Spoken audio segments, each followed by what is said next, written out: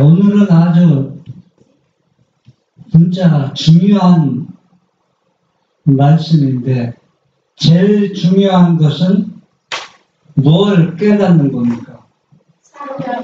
성경을 깨닫는 겁니다. 이 성경을 깨닫지 못하면은 내가 아무리 하나님에 대해서 헌신하고 충성해도 결국은 곁길로 가게 되고 또 유혹에 빠져서 하나님을 떠나게 되는 것입니다. 좌절하거나 실망하거나 넘어지거나. 그래서 우리가 끝까지 믿음으로 버틸 수 있는 것은, 또 예수님이 가신 그 가시밭길 피의 길을 갈 수 있는 것은 성경을 끝까지 올바르게 깨닫고 그 말씀을 순종하는 사람만 남은 자가 되는 것입니다.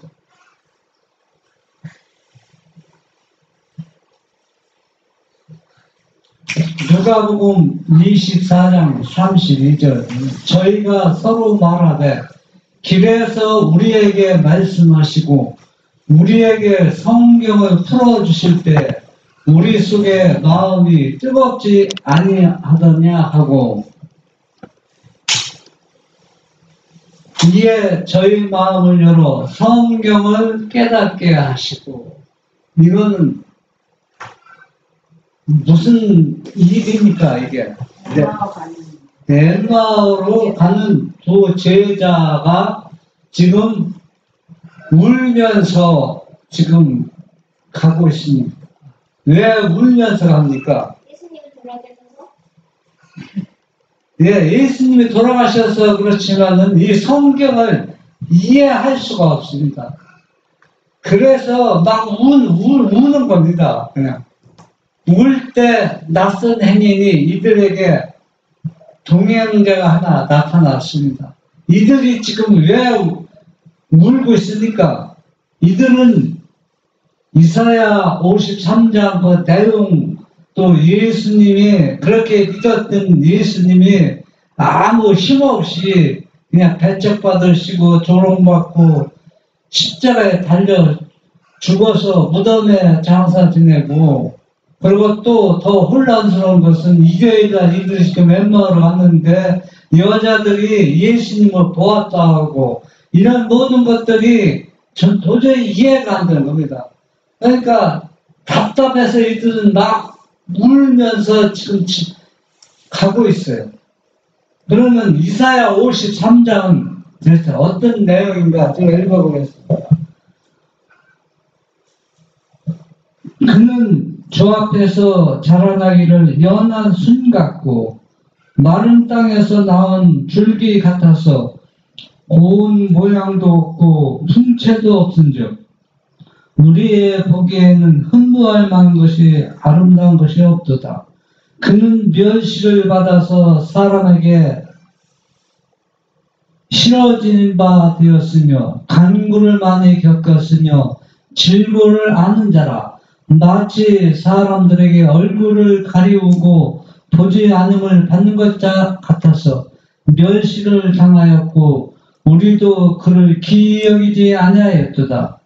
그는 실로 우리의 질고를 지고 우리의 슬픔을 당하였거늘 우리는 생각하기를 그는 징벌을 받아서 하나님에게 맞으며 고난을 당한다 하였노라. 그가 찔림은 우리의 허물을 인하며 그가 상함은 우리의 죄악을 인함이라.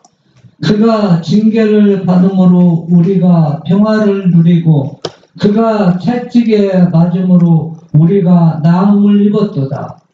우리는 다 양 같아서 그릇 행하여 각기 제 길로 갔거늘 여호와께서는 우리 무리의 죄악을 그에게 담당시켰도다.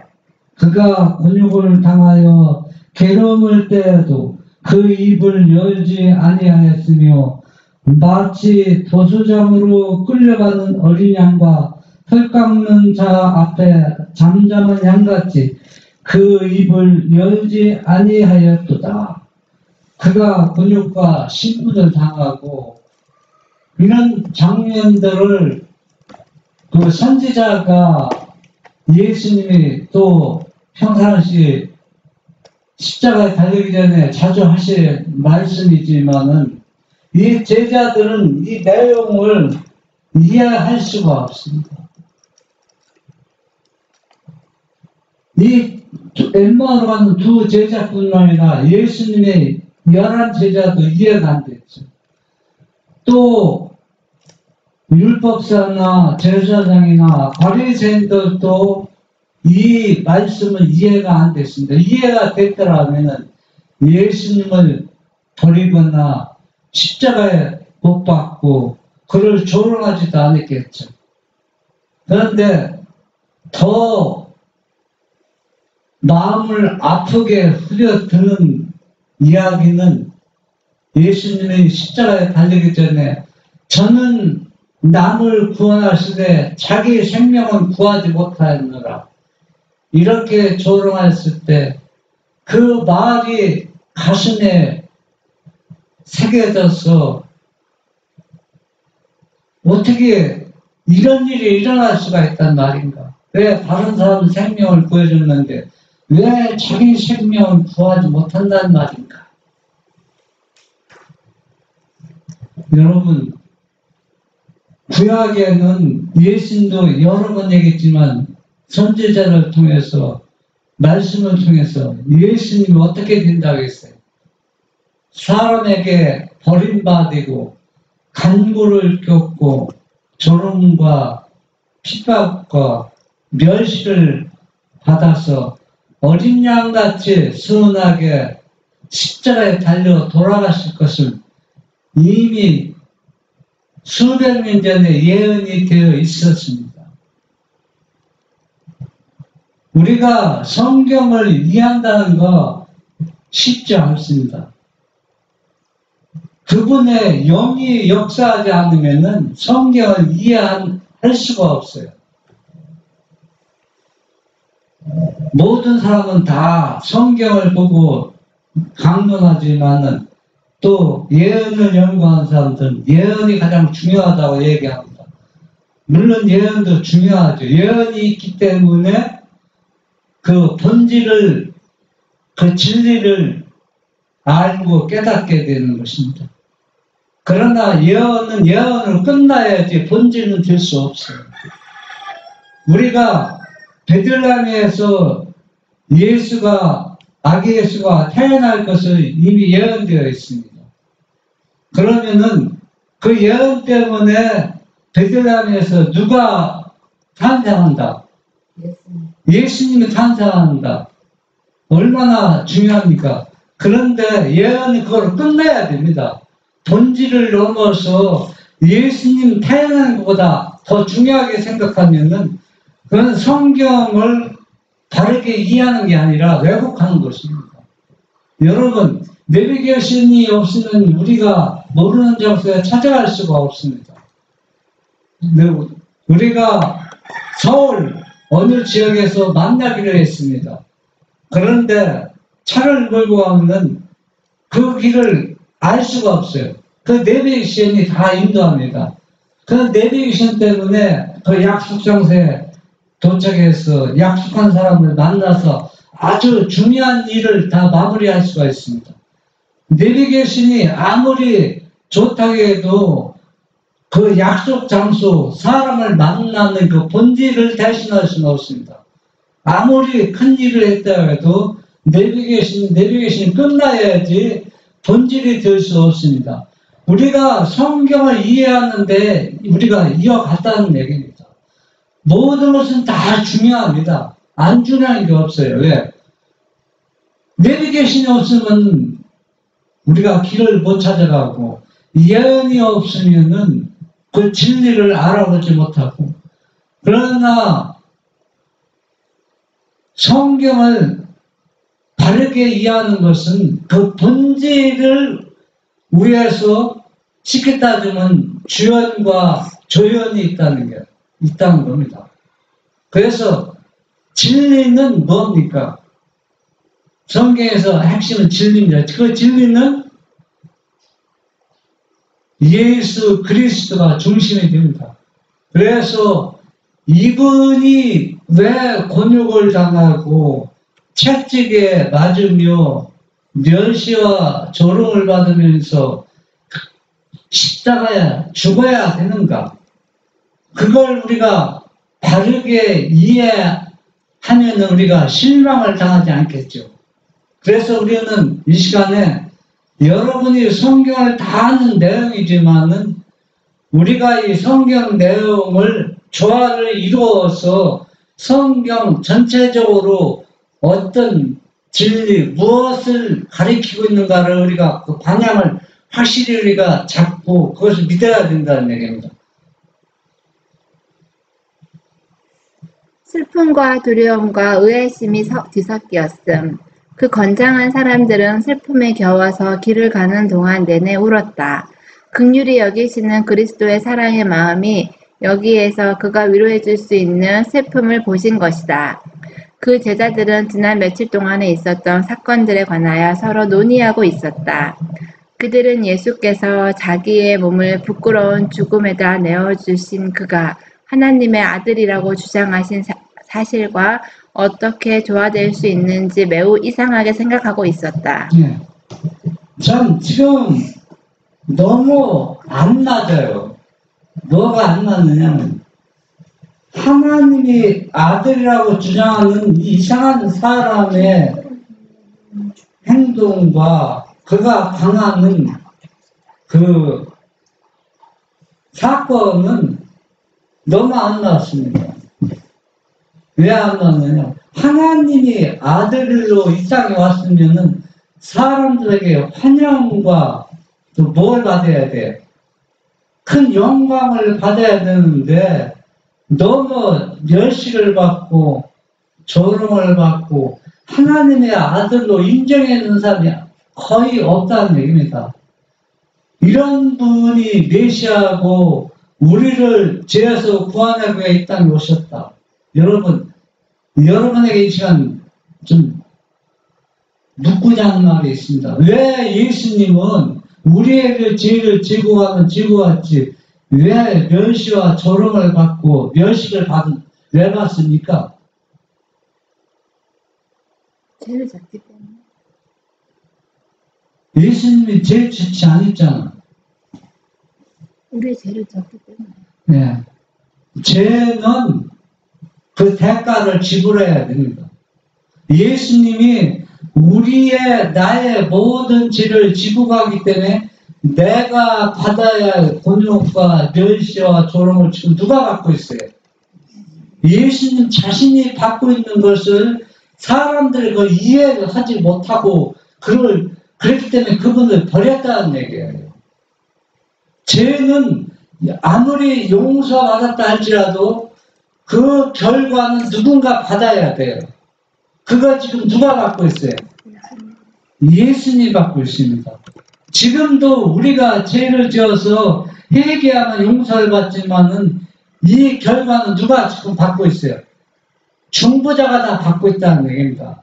중보자가 다. 여러분, 우리가 죄 용서받으면 끝나는 게 아니라는 얘기입니다. 그래서 우리가 이 사실을, 성경을 바르게 이해한다는 것이 얼마나 중요하다고 할 수 있습니다. 우리가 이 성경을 이해하면은 우리의 죄 짓는 것도 멈춰야 되고 모든 것들이 생활이 어때요? 달라져야 됩니다.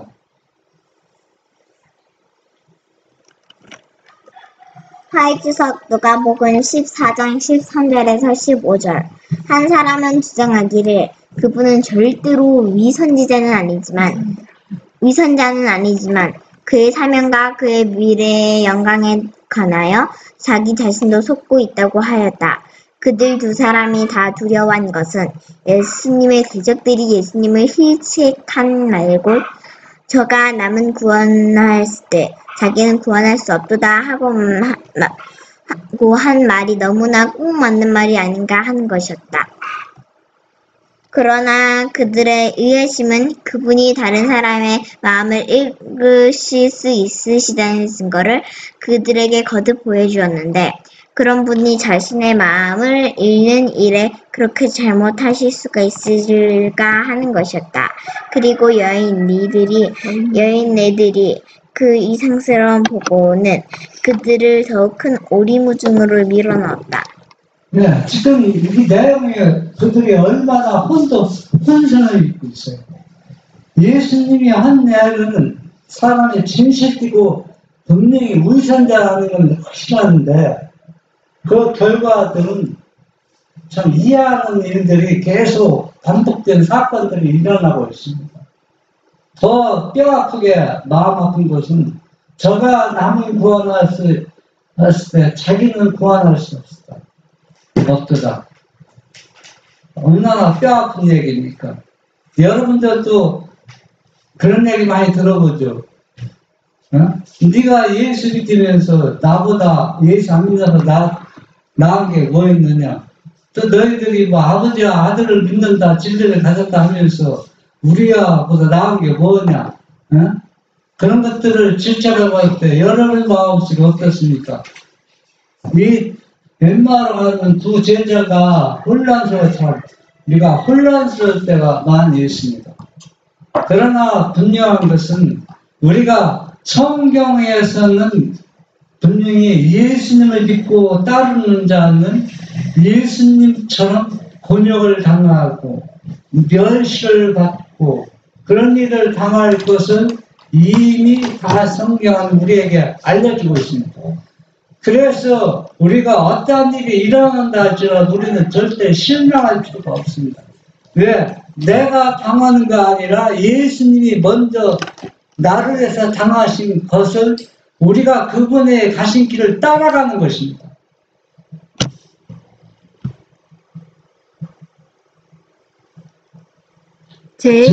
제일 중요한 사실은 성경을 깨닫는 일. 예수님은 자기의 참 모습을 그들에게 드러내는 일을 제일 먼저 하시지 않으시고 그들의 마음에 성경을 깨닫게 해주셨다.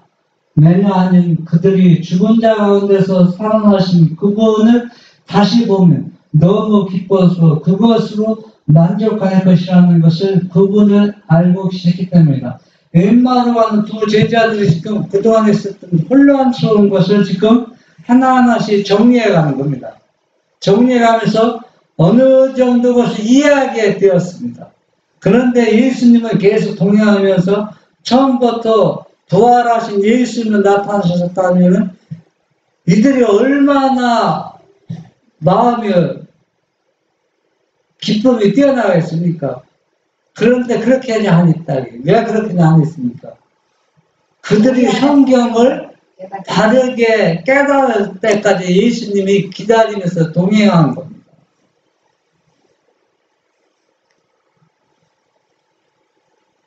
그렇게 되면 그들은 주께서 그들의 마음에다 지울 수 없는 감명을 끼치기를 원하셨던 그 거룩한 진리들을 다른 사람들에게 나누어 주게 되고 그 진리를 받은 사람들도 순서에 따라 그 귀한 지식을 전하게 되어 마침내 수천 명의 사람들이 절망 속에 있는 제자들에게 주신 빛을 받게 될 것이다. 이 엠마오가 두 제자는 물론 그분이 도와줘서 성경을 바르게 이해하기 빨리 깨달았지만은 자기가 깨달은 것을 다른 수천 명에게 의의를 나눠줄 수 있습니다. 오늘날 우리 똑같습니다. 내 스스로 그분의 은혜를 통해서 이 성경을 깨달으면은 마음이 요동하거나 흔들지 않고 끝까지 예수님을 위해서 자기 몸을 버릴 수 있지만은 남이 들은 얘기만 가지고 신앙생활하는 사람들은 마음이 곧 무너져 버립니다. 믿음에 굳게 설 수가 없어요. 성경을 연구해서 깨달은 일이 없기 때문에 그렇습니다. 그분은 그의 성경 주예를 마칠 때까지 계속 다른 사람인 채 하시고 그분의 생애와 품성과 이 땅에 대한 그분의 사명과 그분의 죽음과 부활에 대한 지적 신앙 가운데로 그들을 인도하셨다. 그분은 그 진리가 그들의 마음에 확고한 뿌리를 내리기를 바라셨다. 이는 그 진리가 그분의 직접적 증언에 의해서 지지를 받기 때문이 아니라 표상적 율법과 구약의 예언들이 예수의 생애와 죽음의 사실과 일치함으로써 그 진리에 의심할 수 없는 증거들을 제시하기 때문이다. 그 두 제자들을 위해서 주께서 애쓰신 목적이 이루어졌을 때 그분은 그들에게 나타나셨으니 이는 그들의 기쁨을 충만케 하려 하심이었다. 네. 곧 그분은 그들의 시야에서 사라지셨다. 이들이 진리를 다르게 이해하도록 예수님이 이루도하고 인도했지만은 이들 스스로가 깨달을 때까지 인도하면서 기다렸다는 얘기입니다. 예수님이 직접 나타나서 내가 죽은 예수가 다시 살아났다 하면은 이들은 기쁨에 넘쳐서 순간은 기뻐지겠지만은 그러나 조금 있으면 이들도 이것도 은혜도 이 감동도 소멸된다는 얘기입니다. 왜? 스스로 연결해서 성경을 깨달은 그 감명은 오래가는 것입니다.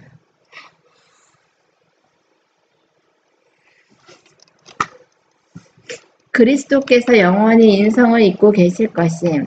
그리스도는 성화된 거룩한 인성을 지니고 하늘에 오르셨다. 그는 인성을 입으시고 하늘 궁정에 들어가셨다. 그는 하나님의 조성에 있는 모든 인간을 속량하신 분으로서 아버지 앞에서 그들을 내 손바닥에 새겼나이다 라고 말씀하시며 탄원해 오셨던 분으로 영원한 시대를 통하여 인성을 입고 계실 것이다. 그의 손바닥에는 그가 받은 상처의 흉터를 지니고 있을 것이다. 이 말씀도 아주 중요합니다. 왜 중요하냐면은 예수님은 부활하시고 영원한 인성을 가셨는데 인성으로 하늘에 승천하시고 인성으로 지성세에서 중보하시고 인성으로 끝까지 영원토록 인성을 입고 계십니다. 그런데 문제는 뭐냐? 이 인성이 어떤 인성이냐는 그 사람을 연구하지 않습니다. 성격을. 예수님이 부활한 인성과 예수님이 십자가에 돌아가시기 전 인성은 똑같은 인성이지만 완전히 다르다는 얘기예요. 뭐 어떻게 다릅니까? 예수님이 우리의 완전한 속죄물이 되시고 부활하실 때는 인성으로서 성화된 아주 불멸의 성화된 인성을 입고 입으셨다는 얘기예요. 그러나 예수님이 십자가에 돌아가신 인성은 성화된 인성이 아닙니다. 그렇다고 해서 죄된 몸이 아니라는 얘기입니다. 죄는 짓지 않았지만 성화된 인성이 아니라는 얘기입니다. 그러나 부활한 후에는 완전히 성화된 인성입니다. 그러니까 불멸의 몸, 성화된 인성은 시간과 공간을 초월하는 겁니다. 우리도 제가 성화될 수 있어요? 우리는 예수님처럼 완전히 성화는 안 되죠. 계속 성화 과정을 거쳐 이제 영화를 거쳐야 되지만 주님할 때 새로운 몸을 입을 때 그때 불멸의 몸이지만 성화되었지만은 예수님이 부활한 그 성화 단계까지 이르지 않았죠. 예수님은 성화에서 완전히 성화 이르렀다는 얘기입니다. 완전히. 우리는 구원받고 하늘에 갔다도 우리 몸이 성화 안 됩니까? 계속 자라나요, 저는. 성화에서 영화로 자라나야 합니다. 근데 예수님은 자라날 것이 완전히 도달했다는 얘기입니다. 그러니까 인성도 뭐가 있다는 얘기예요? 신성과 똑같은 입장이 있다는 얘기예요.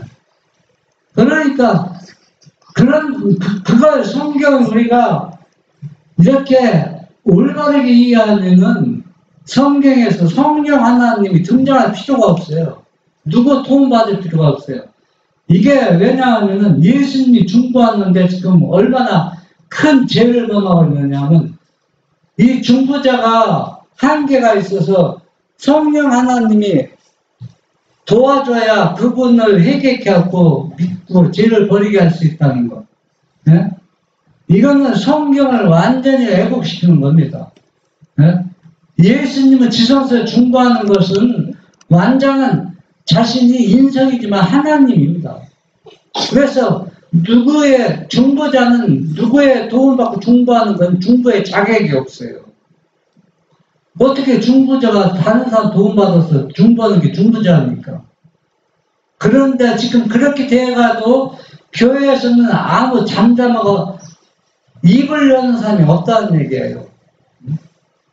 얼마나 성경을 지금 왜곡하고 있습니까?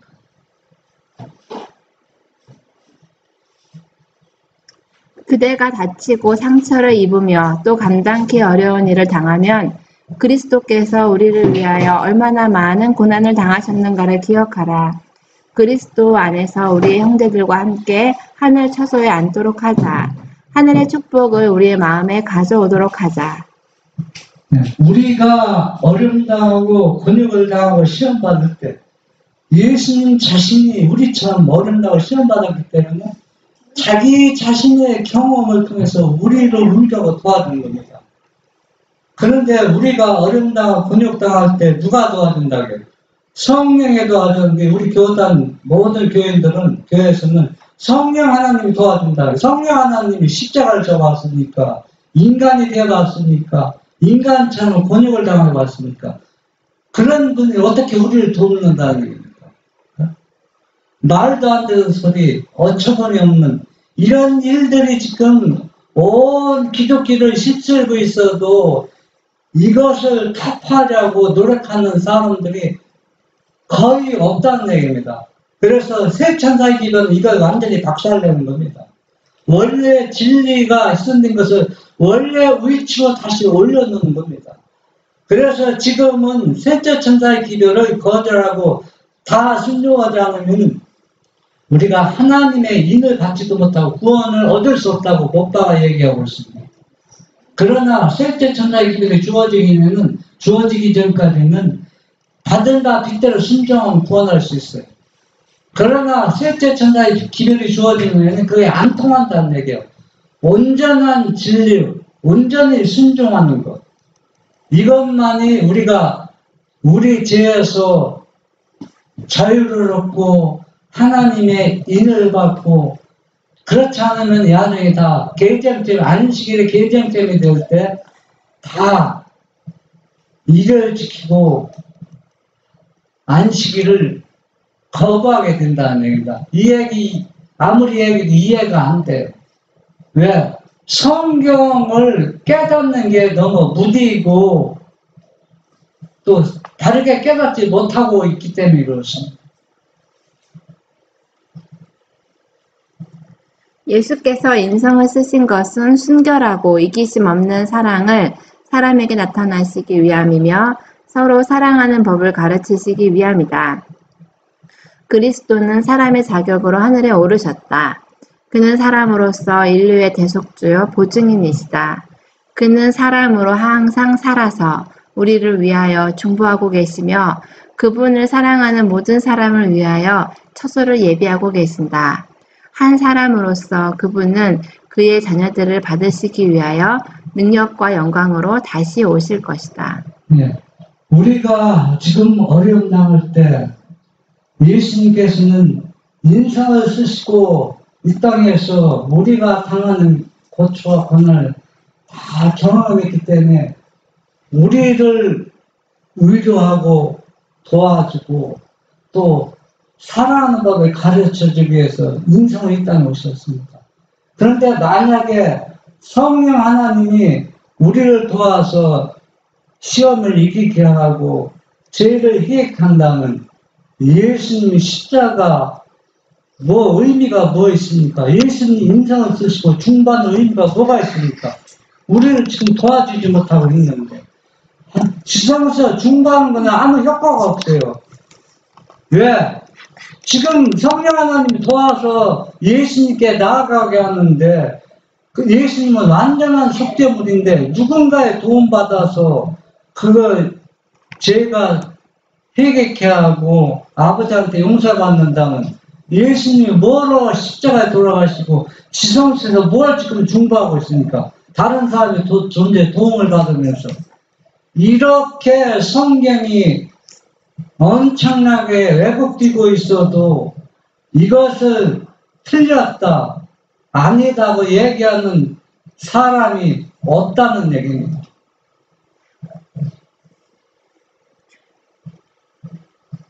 우리를 기쁘게 하고 감사하게 하는 것은 하나님께서 정하신 그 사람으로 하여금 세상을 의로 심판하실 한 날을 작정하신 것이다. 우리는 타락한 일이 없는 온 우주 세계가 예수께서 인간의 구원을 성취하기 위하여 우리 세상에 오신 그 운대한 사업에 관심을 갖고 있다는 영원한 확신을 가질 수가 있을 것이다. 네, 분명한 사실은 예수님께서 완전한 속죄물에 대해서 부족함이 없습니다. 그래서 우리를 지금도 돕고 있습니다. 그래서 그분은 이제는 정한 날을 정해서 세상을 의로 심판하시는 겁니다. 내가 왜 사람들을 위해서 십자가에 달려 죽었는가, 또 지성소에서 어떻게 중보하고 있는가, 계속 그 일만 하는 것이 아니라 이제는 한 날을 정하사 이제는 의로 심판하실 것입니다. 이때는 변명할 여지가 없습니다. 모든 사람이 다 그렇게 믿어서 난 따라 믿었습니다. 안 통합니다. 왜 안 통하느냐? 성경에서는 이걸 이해할 수 있는 성경절이 너무 많이 있습니다. 또 오해할 수 있는 성경도 많이 있습니다. 그러나 본인이 의를 추구하고 또 믿음대로 살기를 원하는 사람들은 엠마오로 가는 두 제자가 울면서 성경을 이해하려 할 때 예수께서 도와준 것처럼 오늘날도 엠마오로 가는 두 제자 같은 심정으로 성경을 보면 예수님께서 성경을 바르게 이해하도록 깨닫게 해준다는 얘기입니다.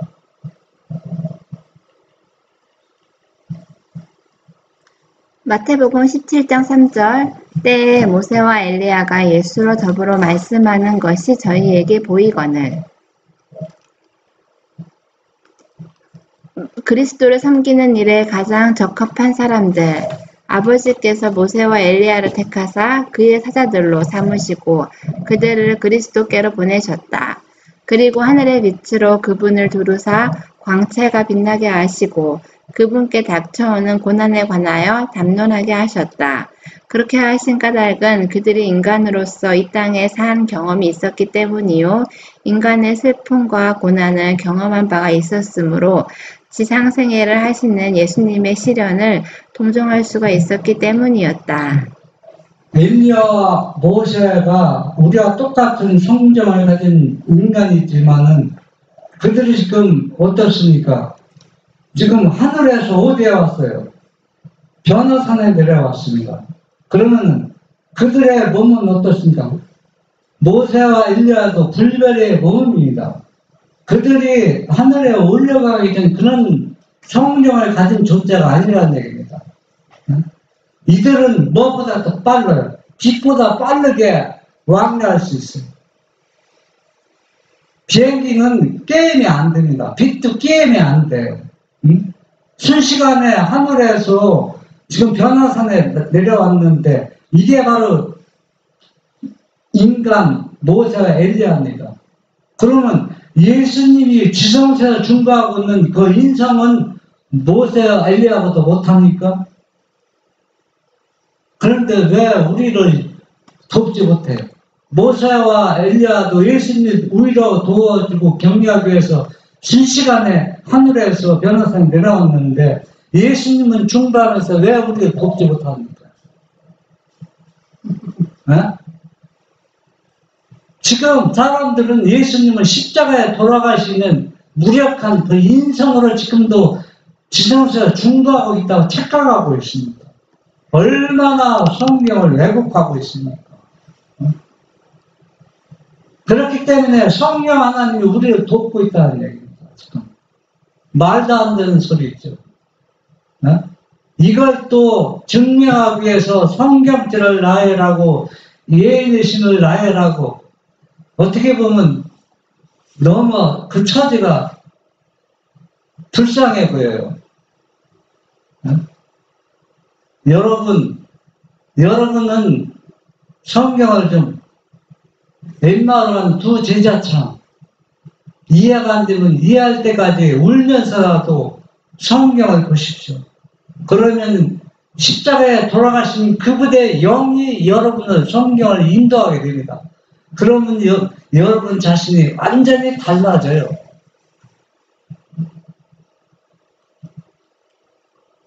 엘리야는 이스라엘의 선지자이신 예수님을 표상하였고 그의 사업은 그리스도의 사업과 비슷한 점이 있었다. 모세는 이스라엘의 지도자로서 그리스도의 자리에 처한 바 있었고 그분과 교통하고 그의 지도를 따랐다. 그러므로 하나님의 보좌 주변에 모여선 모든 천군들 중에 이 두 사람이 하나님의 아들을 섬기는 데 가장 적격이었다. 이 사람은 인간이기 때문에 하나님의 아들 예수를 섬기는 데 가장 적격이어서 하늘에서 번영을 받았습니다. 지금도 우리가 고난당하고 어려움당할 때 우리를 도울 수 있는 적격자가 누굽니까? 예수님입니다. 왜? 예수님은 우리와 인간이었기 때문에 똑같은 인생을 하셨기 때문에. 그런데 성령 하나님은 어떻게 우리를 돕는다고 생각하는지 아무래도 이해가 안 돼. 어? 말도 안 되는 소리 지금 하고 있는데도 그게 바르다고 올바르다고 성경적이다고 오직 성경만이라고 주장하면서도 이렇게 얘기를 하고 있습니다. 판단은 여러분이 선택하는 것입니다. 요한복음 20장 17절 예수께서 이르시되 나를 만지지 말라 내가 아직 아버지께로 올라가지 못하였노라. 너는 내 형제들에게 가서 이르되 내가 내 아버지 곧 너희 아버지 내 하나님 곧 너희 하나님께로 올라간다 하라 하신대. 이 얘기는 예수님께서 십자가에 돌아가시고 3일 만에 부활하신 후에 여자들이 너무 어떤 여자 반가워서 예수님 발을 붙잡으려고 할 때 예수님 하신 말씀입니다. 나를 어떻게 하라? 만지지 말라. 아직 어디에 올라가지 못했다. 하늘 아버지께 올라가지 못했다 했습니다.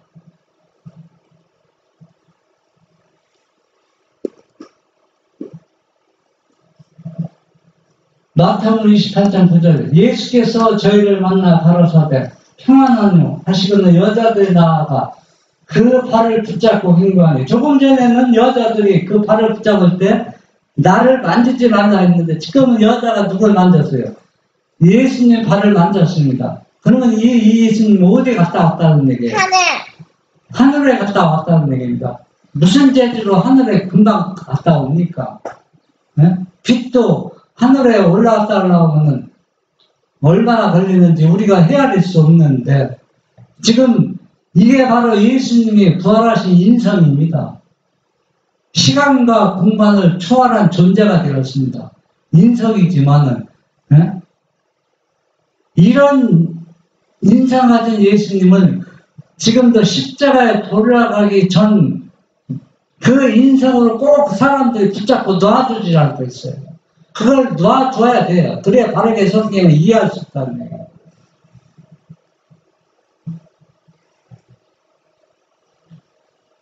요한계시록 1장 10절 요한의 만년 요한이 주를 섬기는 중에 아주 나이가 많아졌을 때 반모섬으로 귀향을 갔었다. 그 애로운 섬에 있을 때 요한이 하늘의 기별들을 받은 것이 그의 생에 받은 때 받은 것보다 더 많았다.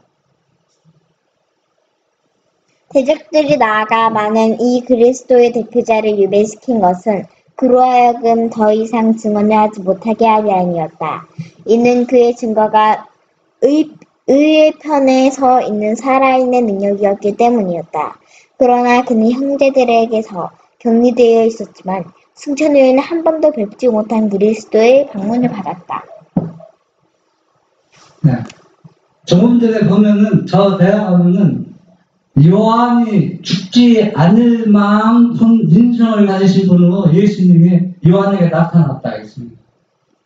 이 얘기는 무슨 얘기냐면은 예수님은 인성을 가졌지만은 완전히 불면의 몸이요, 완전히 성화된 몸이요, 완전히 영화된 몸이기 때문에 그 예수님을 보면 우리는 죽어요. 그 인성이지만은 완전히 성화된 몸이기 때문에 그런 인성으로 예수님이 지금 어디에 계시는 겁니까? 지성세 소리를 중보하고 있습니다. 그런 존재이기 때문에 우리가 어려움 당할 때 중보하면서 우리를 도우고 있다는 얘기예요. 그런데 그 일을 지금 우리 자유교회나 기독교회에서는 누가 그 일을 하고 있어요? 다른 존재가 하고 있다는 얘기입니다.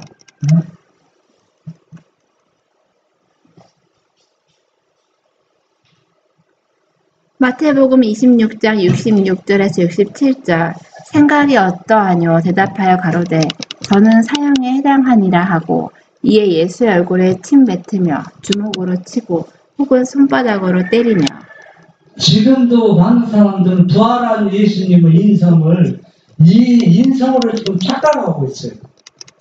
지금 이런 인성으로 우리 지성에서 중보하기 때문에 다른 사람의 존재가 우리가 시험 당할 때, 어려움 당할 때 도와줘야 한다는 얘기입니다. 얼마나 어처구니 없이 성경을 왜곡하고 있습니까? 마태복음 26장 56절 그러나 이렇게 된 것은 다 선지자들의 글을 이루려 함이니라 하시더라. 이에 제자들이 다 예수를 버리고 도망하니라. 이 일이 계속 반복되고 있습니다. 성경을 중요하게 깨닫는 사람들은 예수님이 가신 길을 따라가지만은 그러나 성경을 바르게 이해하지 못한 사람이 결국은 예수님을 버리게 된다는 얘기입니다. 지금 그 사람이 아무리 예수님을 충성하고 얼마나 감리교 설교하고 은혜를 주었어도 안 통한다는 얘기예요. 안 통해요. 왜 안 통합니까? 진리를 거절했기 때문에 그렇습니다. 셋째 천사의 길에는 거기에 오류가 조금만 섞여도 그는 멸망당할 수밖에 없어요. 셋째 천사의 길에는 완전한 진리, 완전한 순종, 완전한 품성을 요구하고 있다는 얘기예요. 디모데전서 2장 5절 하나님은 한 분이시요 또 하나님과 사람 사이의 중보도 한 분이시니 곧 사람이신 그리스도 예수라. 지금은 중보자가 둘이 있습니다. 왜 둘이 된지 아십니까? 지성소에서 우리를 중보하시기 때문에 이 예수는 우리를 돕지 못하니까 성령이 예수님 영인데 이 성령이 성령 하나님이라는 존재가 되어서 우리를 위해서 우리를 돕는다는 얘기, 같은 중보자라는 얘기입니다. 그런데 또 기가 막히게 이걸 또 묘하게 어떻게 쓴지 아십니까? 예언예수님에 보면 성령은 예수님 지성소에 중보하는 것처럼 중보하고 있지 않다 이렇게 표현하고 있습니다. 참 기가 막히게 지금 말을 하고 있습니다. 이런 말에 사람들이 다 속고 있습니다.